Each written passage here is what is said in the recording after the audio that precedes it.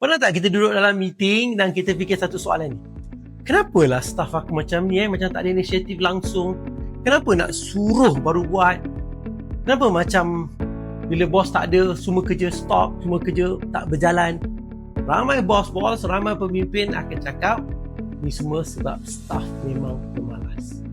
Tapi hari ni saya nak cabar apa yang anda fikir itu. Bagaimana kalau sebenarnya staff kita bukan malas, tapi cara kita pemimpin, cara kita lead diorang, cara kita jadi bos yang buat mereka jadi begitu. So hari ini saya nak bawa anda satu cerita tentang dua orang bos yang berbeza daripada syarikat yang berbeza tapi staff hampir sama. Dan di hujung video ini baru tuan-tuan akan faham apa itu teori X dan teori Y dalam pengurusan, bukan teori pekerja. Ini teori tentang leadership, kepimpinan.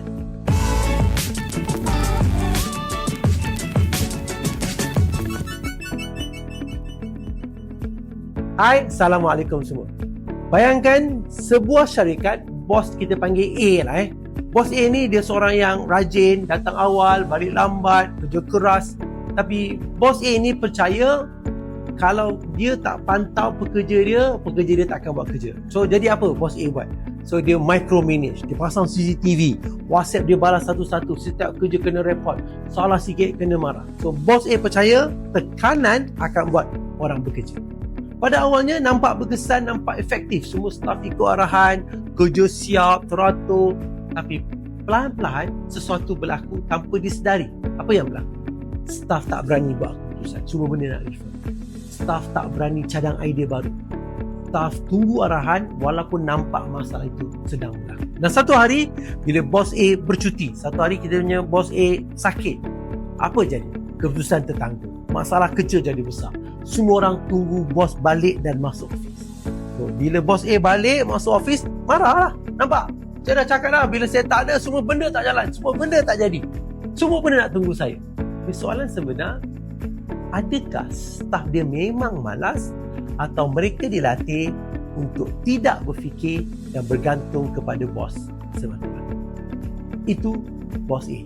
Sekarang kita pergi ke syarikat kedua. Bos ni kita panggil sebagai bos B. Bos B juga kerja keras, tapi dia percaya berbeza sedikit daripada bos A.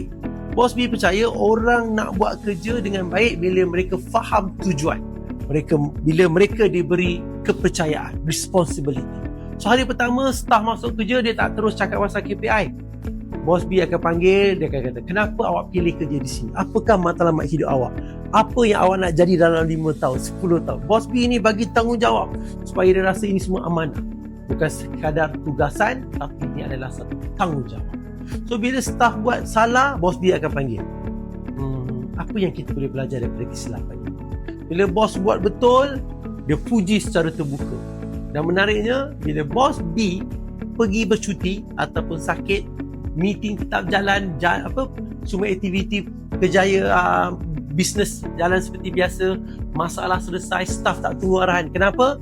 Sebab mereka rasa ini kerja kami, bukan kerja bos. Kami tak perlu tunggu bos, kami hanya perlu inform bos.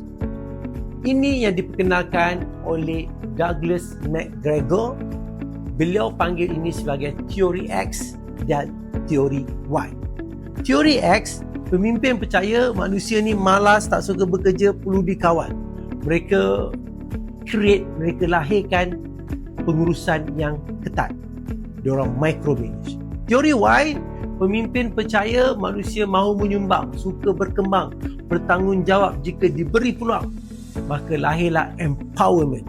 Dan ayat yang penting, pekerja yang sama boleh jadi dua versi berbeza bergantung siapa bos mereka.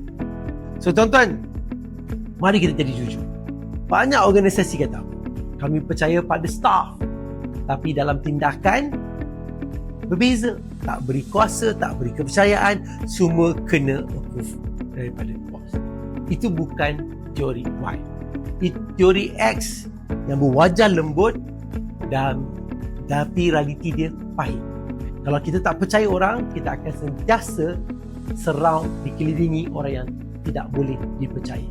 Kerana kita cipta environment itu, budaya itu di syarikat tanpa kita sedar. So, cuba tanya diri sendiri kepada semua bos di luar sana. owner syarikat. Bila staff buat salah, saya hukum atau saya bimbing. Bila staff senyap, saya label pemalas atau saya tanya kenapa. Adakah sistem yang saya buat ini di office ini menjadikan mereka seorang pemikir atau pengikut? Kerana pemimpin sebenar bukan tentang kawalan.